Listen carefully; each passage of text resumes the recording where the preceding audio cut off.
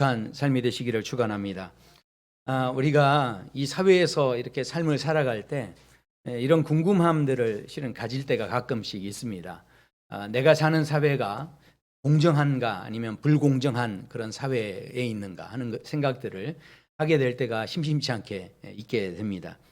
실제로 이 질문을요, 미국 사람들에게 했답니다. 그랬더니 미국 사람들의 30% 정도가 우리 사회는 공정하지 못하다, 불공정하다 이렇게 대답을 했답니다.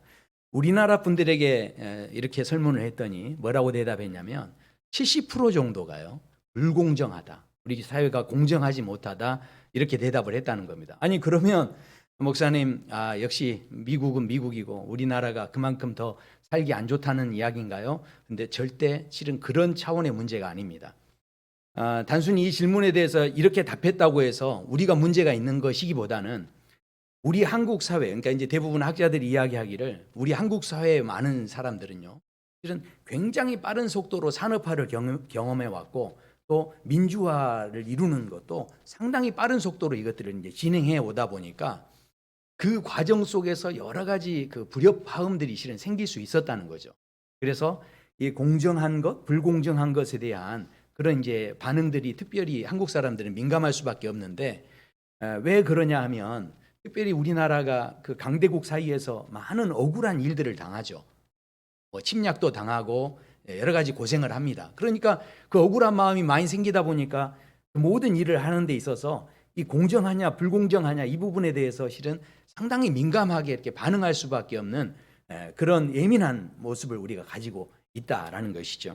단순히 사회가 더 좋냐 나쁘냐 이 부분이 아니라는 겁니다. 그렇다면 실제로요, 이 한국 그 분들이 어느 정도의 그 사회 분위기가 이렇게 되고 있는지를 이 마이클 샌더이라고 하는 교수가 쓴 정의란 무엇인가라는 책이 있어요. 근데 그 책을 보면 영미권에서는요, 이 책이 10만 부 정도가 팔렸다고 합니다. 이분이 27살에 하버드 교수가 돼서 한 30년 넘게 가르치는데 학생들에게 굉장히 인기가 있는 그런 교수이신 것 같습니다. 근데 이분이 강의했던 내용을 담아서 이제 책으로 발간을 했는데 그 정도 이제 팔린 거예요. 그런데 한국에서 이 책이 어떻게 팔렸냐? 200만 부가 팔렸대요. 영미권 전체에서 한 10만 부 팔린 건데 우리나라에서는 200만 부가 팔렸다는 거예요. 놀라지도 않으시네요. 그러니까 그만큼 이 한국 사회 분위기가 또 사람들이 여기에 대해서 민감한 생각을 가지고 있다라는 이야기죠. 법조계에 계시는 판사님들에게 법정에서 판결을 할 때 가장 영향을 주는 혹시 가이드 책이 있습니까? 했을 때 거의 모든 판사들이 이 책을 꼽았다고 합니다.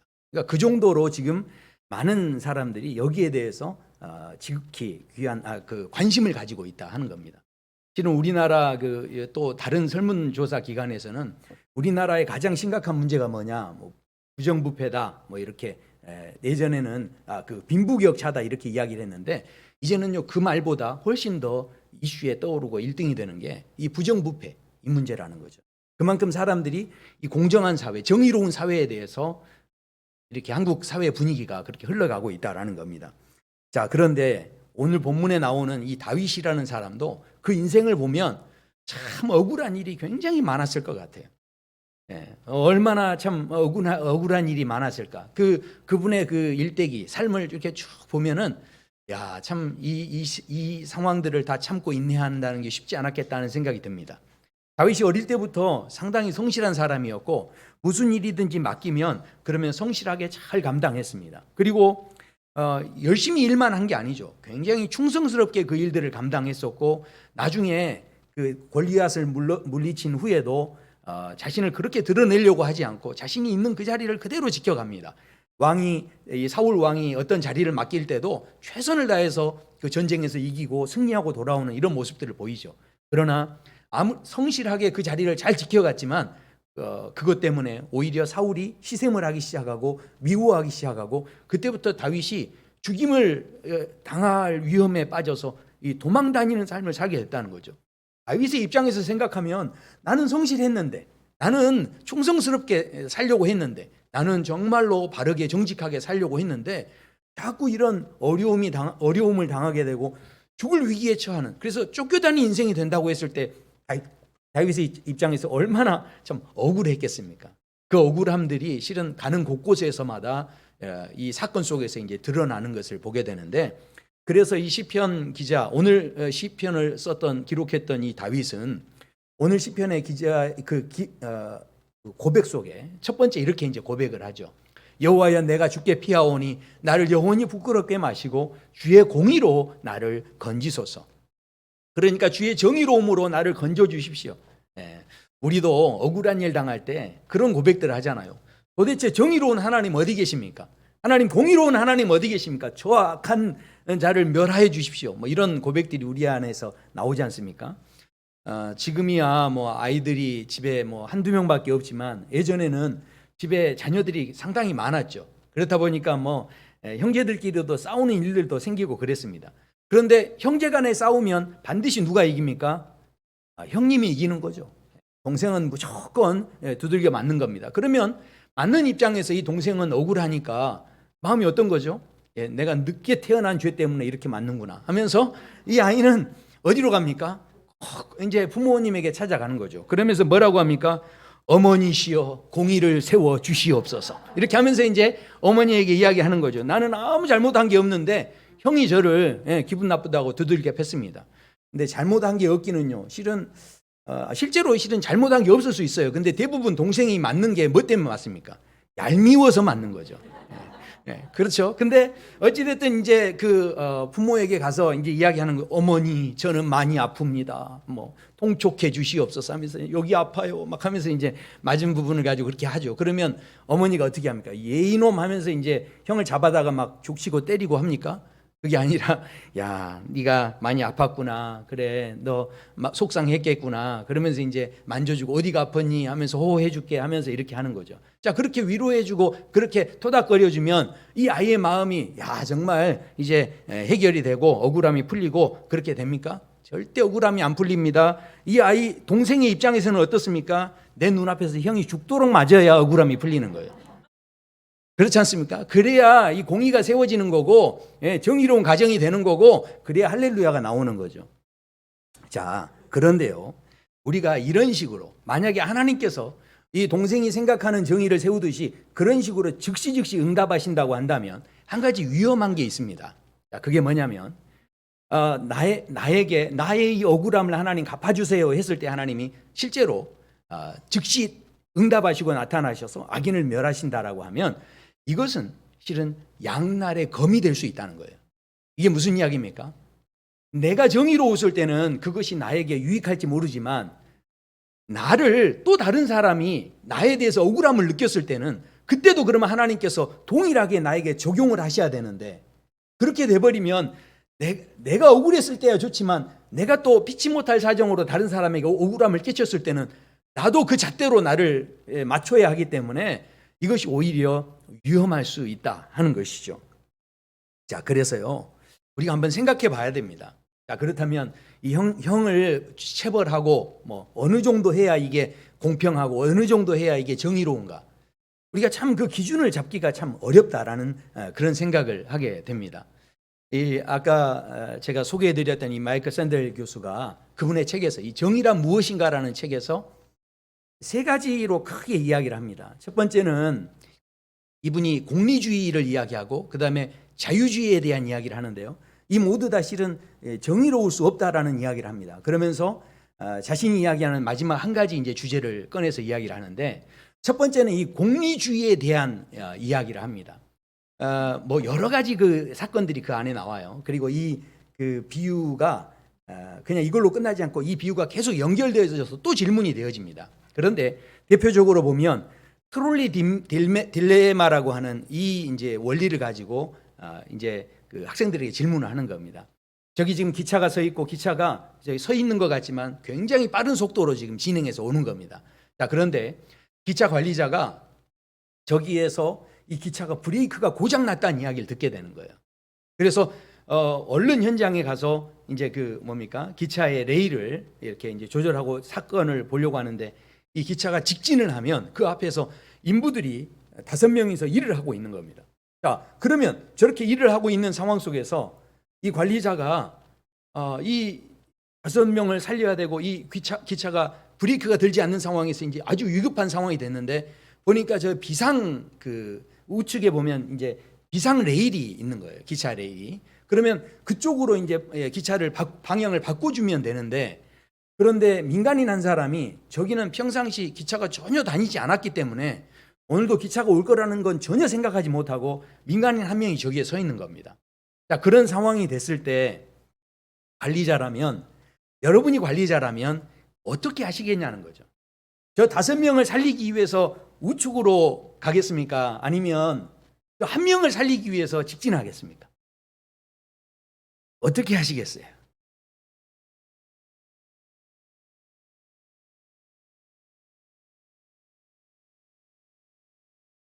직진이요?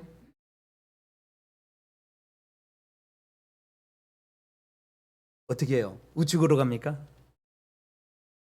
하버드 대학생들이요, 대부분 다 뭐라고 대답했냐면 우측으로 가서 5명을 살려야 된다, 이렇게 대답을 했다는 거죠. 자, 그렇다면 그러니까 선택할 어떤 방법은 2가지밖에 없는 거예요. 우측을 가든지 직진하든지. 자, 그런데 그렇게 하면 그러면 결국은 그 상황에서 그나마 이것이 정의로운 것을 구현한 게 되는 거다, 이렇게 우리가 생각할 수 있겠냐는 거죠. 자, 그런데 이번에는 이제 그 질문을 좀 한 가지만 바꿉니다. 상황을. 저기 우측에 서 있는 사람이 만약에 내 어머니고 내 딸이고 내 아들이면 어떻게 하겠냐는 거죠. 상황 하나만 바뀌어지니까 대답 자체가 완전히 아까 5명을 살려야 된다라고 했던 사람들의 상황이 완전히 달라지는 거죠.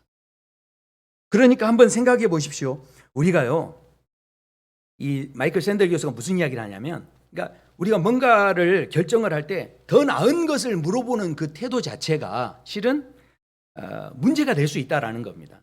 왜냐하면 1명이든지 5명이든지 생명이라고 하는 그 가치를 저울질해가지고 뭐가 더 좋다라고 따질 수 있는 그런 문제가 아닌데, 이것에 대해서 뭐가 더 나은가라는 것으로 결정을 하기 시작하면 사회의 모든 부분들이 다수를 위해서 소수를 희생하는 쪽으로 흘러가게 돼 있고, 그렇다면 그것은, 그런 공리주의적인 생각은 절대로 이 건강한 정의로운 이데올로기가 될 수 없다라는 그런 이야기죠. 뭐 이제 그 안에 다른 여러 가지 이제 뭐 좀 심오한 이야기들이 있습니다. 자, 그런데 2번째 이제 이야기하는 것은 이 자유주의에 대한 이야기를 하는 거예요. 이게 무엇이냐면, 이제 사회 구성원들이 우리 모두가 하나같이 다 합의를 하고 동의를 해서 계약을 해가지고 우리는 이렇게 하자라고 해서 뭔가를 이루어가면 이게 정의를 이루는 것인가 하는 거죠. 그러면서 이제 예를 들냐면 놀이공원에 이 패스트 트랙 제도를 도입한 놀이공원의 이야기를 합니다. 그러니까 이 놀이공원은 일반 입장권을 산 사람들은 줄을 서서 다 기다려 들어가야 돼요.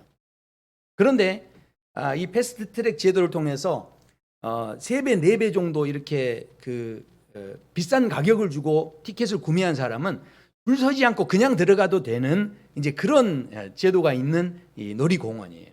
자, 그러면 줄 서서 들어가는 사람과 또 그냥 바로 들어갈 수 있는 사람이 있다면 이것이 정말 공정한가 하는 것이죠.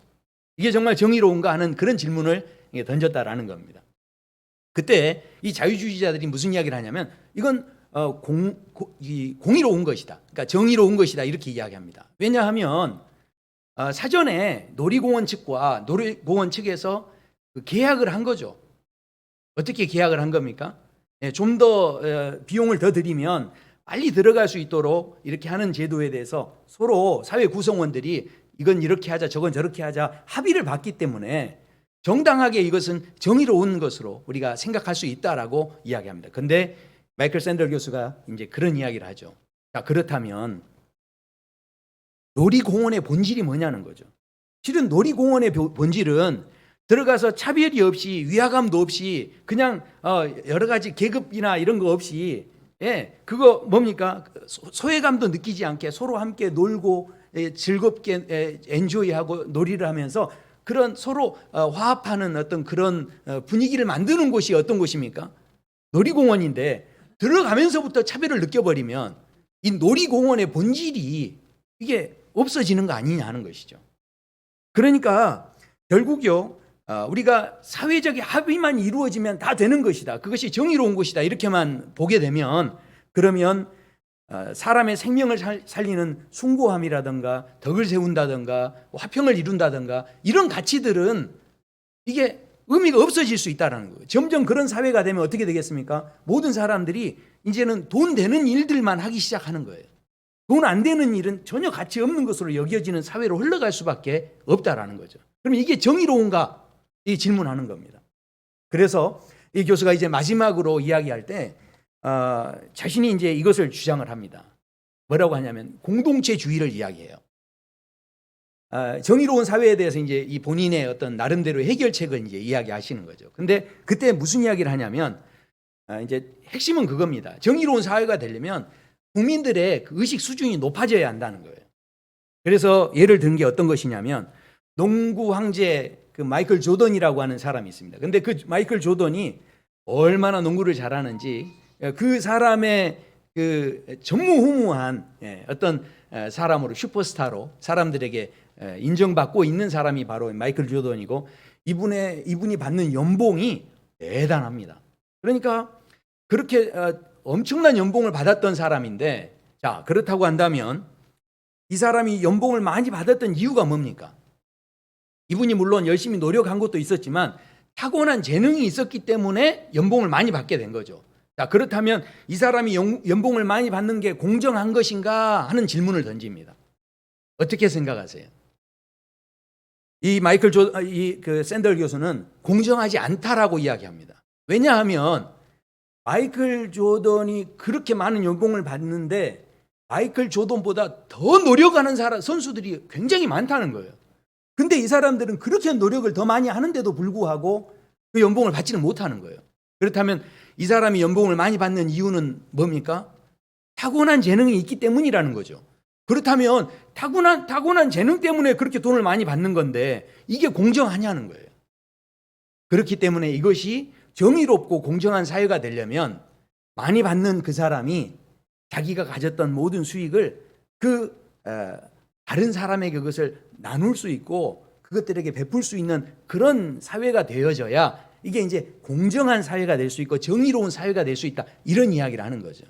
참 은혜로운 그런 이제 접근이죠. 자, 그런데요, 실은 성경에서는 이것을 그렇게 이야기하고 있지 않습니다.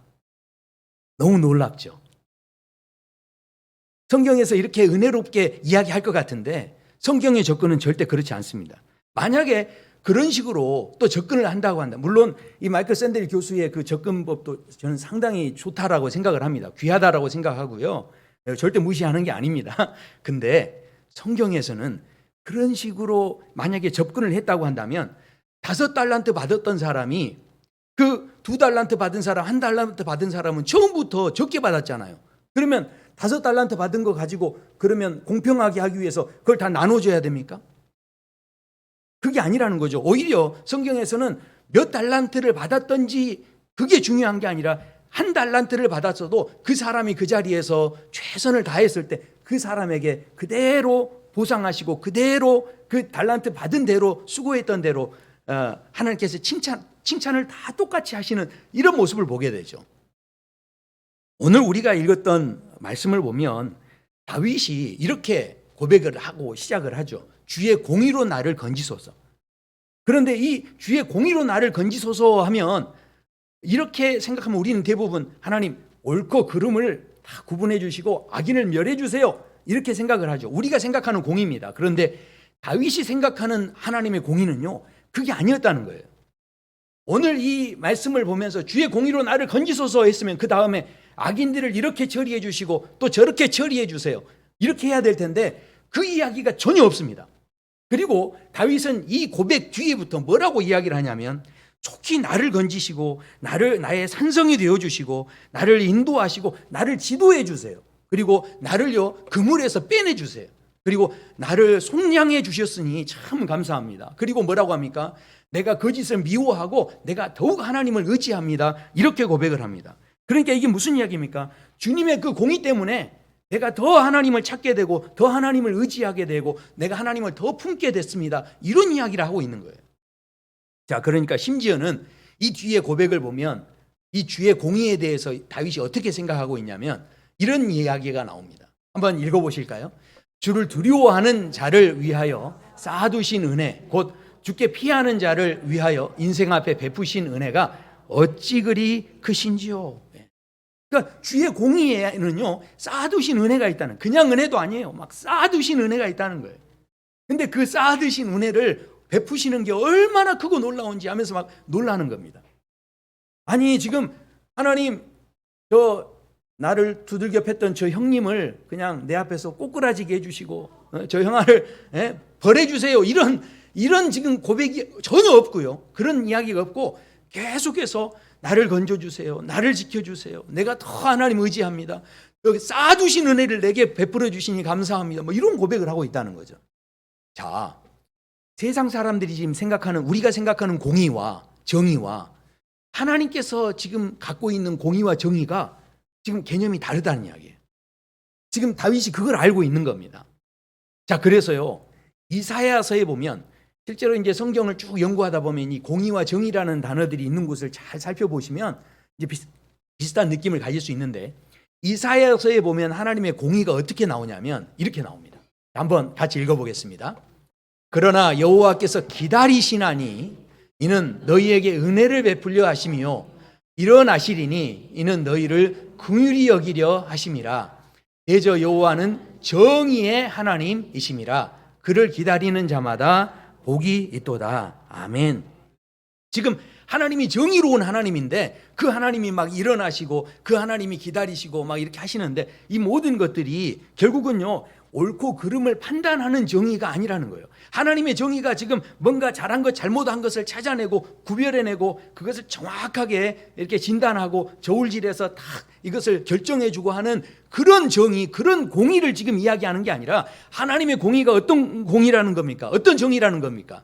은혜를 베푸는 정의고 그 다음에 긍휼을 베푸시려고 하는 것이 하나님의 진짜 정의의 모습이고 공의의 모습이다라는 것을 말씀합니다. 자, 이게 무슨 이야기냐? 아니 어떻게 그게 말이 됩니까? 라고 생각할지 모르지만 우리가 알아야 할 것은요, 하나님의 공의는 옳고 그름을 이렇게 판단하시는 그런 공의가 아니에요. 그러니까 하나님의 진짜 공의는요 우리가 상상할 수 없는 정의로움이 계세요. 그러니까 우리는요 이 땅에서 아무리 공의롭게 하고 정의롭게 한다고 해도 사람들의 그 상황을 정확하게 이것이 이 공평하다 이렇게 할 수 있는 것으로 우리가 만들기가 실은 쉽지가 않아요. 그런데 하나님의 정의는 어떻게 하시냐면 예수님을 우리에게 보내시기까지 하셨는데 그 예수님을 그냥 보내신 게 아니라 빛으로 보내신 거예요. 그러니까 빛으로 오신 예수님께서요 우리에게 옳고 그름을 다 찾아내 버리시는데 우리가 생각하는 정도로 찾아내는 게 아니라 숨어 있는 것까지 다 찾아내 버리시는 거예요.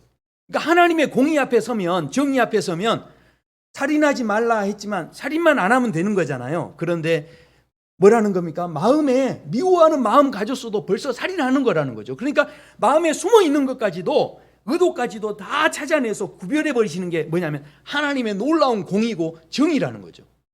하나님의 정의 앞에 서면 감출 수 있는 게 없어요. 그래서 빛으로 오신 예수님께서 오시니까 어떻게 됩니까? 이 회칠한 무덤이요 하면서 그 바리새인들의 그 속이 썩어 있다라고 하면서 그들의 그 죄악을 찾아내 버리시고 그것에 대해서 이야기하시는데, 외식하는 자들이요 하면서 독사의 자식들아 이렇게 이야기하면서 그들의 진짜 모습을 막 드러내 버리시고 찾아내 버리시잖아요. 그러니까 하나님의 공의가 실은 우리가 생각하는 것보다 더 상상할 수 없는 그런 부분으로 우리에게 실은 다가온다는 거예요. 그런데 놀라운 것은 그렇게 그것을 다 찾아내신 다음에, 그렇다면 그 죄값을 다 치러내야 되잖아요. 그런데 그 모든 죄값을 하나님께서 예수님을 통해서 직접 다 해결해 버리시고 우리에게 그것을 물으시는 게 아니라 그것을 다 일일이 찾아내고 드러내셔서 그 모든 죄값을 다 당신께서 직접 다 감당하시고 해결해 버리신 다음에 우리에게 다가오셨다라는 거예요. 그래서 그것은 무슨 이야기입니까? 결국은요 우리에게 죄값을 요구하시는 게 아니라 그것을 당신께서 다 치르신 다음에 그 다음에 뭘 하기를 원하시는 겁니까? 그 놀라운 은혜를 내가 받았으니 그 은혜를 디딤돌 삼아서 더 큰 은혜의 자리로 나오기를 원하시는 것이 진짜 하나님의 공의라는 거예요. 그러니까 이게 하나님의 정의는 우리를 단순히 분별해내는 차원이 아니고 그것을 본인이 직접 다 해결해 버리신 다음에 더 큰 은혜를 바라보고 나올 수 있도록 도전하시고 그것을 바라볼 수 있도록 그 길을 열어주시는 것이 하나님의 정의이고 하나님의 공의라는 것이죠. 오늘 시편에 그래서 결론을 보면 이 결론이요 참 기가 막힙니다. 왜냐하면 이렇게 이제 다윗이 처음에는 뭐라고 했습니까? 주의 정의로 나를 건져주십시오 이렇게 이제 이야기를 했는데, 그런데 마지막에 이렇게 되어 있습니다. 너희 모든 성도들아 여호와를 사랑하라. 여호와께서 진실한 자를 보호하시고 교만하게 행하는 자에게 엄중히 갚으시느니라. 그러니까 그 마음의 죄까지도 하나님은 다 찾아내서 갚아버리신다. 그 정도로 하나님의 공의는요, 정의로움은 누구 한 사람도 반박할 수가 없어요. 하나님의 공의는 세상이 정해주는 옳고 그름과는 비교할 수 없는 공의. 하나님의 정의는. 그런데 그 하나님 정의로우신 하나님께서 이렇게 계시는데 결국은 다윗이 마지막에 이렇게 고백하죠. 여호와를 바라는 너희들아 강하고 담대하라. 무슨 이야기입니까? 너희의 선한 삶을 너희가 열심히 살았던 너희들아 강하고 담대하라. 율법의 말씀을 열심히 지켰던 너희들아 강하고 담대하라. 옳은 일을 많이 행했던 너희들아 강하고 담대하라. 이렇게 말씀하고 있지 않고 여호와를 바라는 너희들아 강하고 담대하라. 지금 이 다윗이 어땠다는 겁니까? 자신도 바른 일을 하고 성실하게 살아왔지만 그것조차도 하나님의 정의 앞에는 온전하지 못하다는 것을 본인이 깨닫고 그것조차도 하나님의 은혜였음을 깨닫고 그 은혜를 디딤돌 삼아서 지금 이 다윗이 악함을 만나고 자기를 억울하게 했던 수많은 사람들이 있지만 그 사람들을 미워하고 그 사람들하고 타협하고 그 사람들하고 적당하게 그렇게 지낸 게 아니었다는 거죠. 사회적인 합의를 이루어서 이 정도만 하면 된다라고 한 게 아닙니다. 그 모든 상황 속에서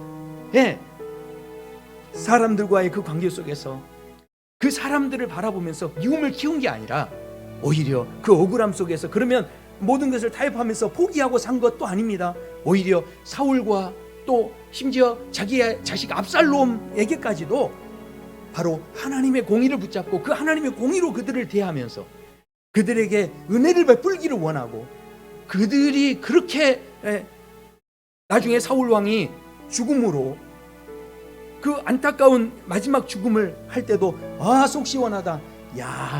우리 형님을 때려주셔서 감사합니다. 이렇게 한 게 아니고 거기에서 그 형님의 죽음을 그 사울 왕의 죽음을 진심으로 슬퍼했다는 게 무슨 이야기입니까?